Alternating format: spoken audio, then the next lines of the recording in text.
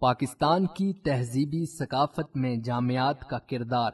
درس و تدریس کی اہمیت اسلام میں اپنی تمام تر رعنائیوں اور گہرائیوں کے ساتھ موجود ہے، تاہم خود اللہ تعالیٰ نے وحی کے سلسلے کا آغاز لفظ اقرا سے کیا۔ قرآن مجید جس میں معاشی، معاشرتی اور سیاسی معاملات غرض کے زندگی کے تمام مسائل کا حل موجود ہے، یہ بات بالکل واضح ہے کہ تعلیم ہی کے ذریعے انسان اپنی زندگی کو خوب تر اور مثبت انداز میں گزار سکتا ہے۔ اسکول، کالج اور یونیورسٹی در حقیقت انسانی شعور بیدار کرنے کی مختلف منزلیں ہیں، جسے انسان اپنی عمر و عقل کے میلاب سے طے کرتا جاتا ہے۔ معاشرے کی اصلاح اور حل کے لیے ادبی سرگرمیوں اور انہی سرگرمیوں کے فروغ کے لیے تعلیمی اداروں کو بہتر بنانے کے لیے مزید اقدامات کرنے کی اشد ضرورت ہے۔ ہر دور میں ٹیکنالوجی میں جدت کا صحرا تعلیمی اداروں کو جاتا ہے، اس میں کوئی دو رائے نہیں ہے۔ جو قومیں تعلیمی قدروں کی اہمیت سے واقف ہوا کرتی ہیں، خوشحال اور مہذب معاشرے انہی کا مقدر ہوا کرتے ہیں۔ معاشرے کے مسائل اور ان کے حل کے لیے یونیورسٹیوں تک رسائی ضروری ہے۔ اس عمل کو بہتر سے بہتر بنانے کے لیے دنیا کی ابھرتی ہوئی قومیں اپنے سالانہ بجٹ کا ایک بھاری حصہ تعلیم و صحت پر خرچ کر کے عقل مندی کا ثبوت دیتے ہوئے اپنا آج اور آنے والا کل نکھار لیتی ہیں، مگر بدقسمتی سے پاکستان اس معاملے میں ذرا پیچھے ہے، اور اس کے باوجود پاکستان کی جامعات سے فارغ التحصیل طلباء و طالبات نے اپنا لوہا دنیا کے کونے کونے میں منوایا ہے۔ حکومت پاکستان کا فرض ہے کہ اپنی تمام تر وسائل کو بروئے کار لائے اور اپنی یونیورسٹیوں کو بہتر بنانے میں جت جائے تاکہ ملک ترقی کے نئے سفر پر گامزن ہو سکے۔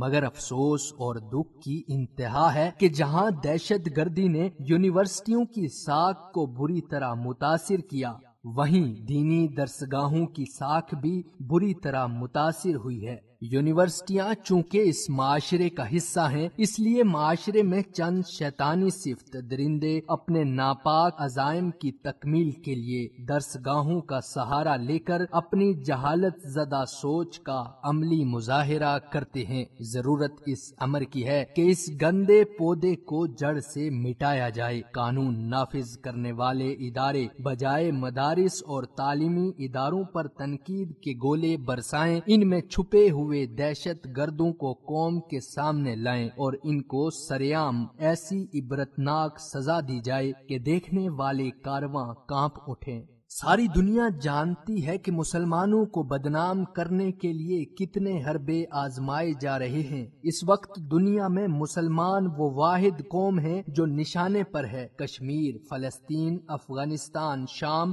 بوسنیا اور برما میں مسلمانوں پر ظلم و ستم کے پہاڑ توڑے جا رہے ہیں۔ آج جبکہ سوشل میڈیا نے ملکوں کے مابین دوریاں تقریباً ختم کر دی ہیں، دہشت گردوں کے حملوں سے کوئی بھی محفوظ نہیں۔ پے در پے قانون نافذ کرنے والے ادارے، ہوائی اور بس اڈے، غرض کے عید جیسے تہوار بھی ان کے شر سے محفوظ نہیں۔ ان ناسوروں کا خاتمہ کیا جانا چاہیے تاکہ ایک صاف ستھرا معاشرہ ایک صاف ستھرے نظام کو جنم دے سکے، اور یہ تعلیمی ادارے معاشرے میں چھپے ہوئے گوہر نایاب کو تراشتے رہیں، اور پھر ملک کے ذہین و فتین طلباء و طالبات اپنی جامعات سے علم کا زیور لے کر دنیا میں پاکستان کا پرچم بلند کریں۔ اگر ان سے ڈر کر درسگاہوں کا خاتمہ کر بھی دیا جائے تو یہ کسی اور روپ میں کسی اور کا سہارا بھی لے سکتے ہیں۔ آج ملک کے حالات کیسے بھی ہیں، مگر پاکستان دنیا کے نقشے پر آج بھی اپنی آن بان اور شان سے چمکتا اور دشمنوں کی آنکھوں میں کھٹکتا ضرور ہے۔ نوجوان ہی اس ملک کا اثاثہ ہیں، اور پاکستان کی ترقی میں طلباء کا کردار ہے۔ ایک تہذیبی یافتہ معاشرے کا قیام تب ہی ممکن ہوگا جب وہاں کے لوگوں میں علم و شعور ہوگا۔ سو بہتر ہے کہ تعلیمی اداروں اور جامعات جو کہ انسان کو اپنی صلاحیتوں اور قابلیت کو منوانے کے لیے ایک پلیٹ فارم مہیا کرتے ہیں، ان کو شک کی آنکھ کے بجائے قدر کی نگاہ سے دیکھا جائے۔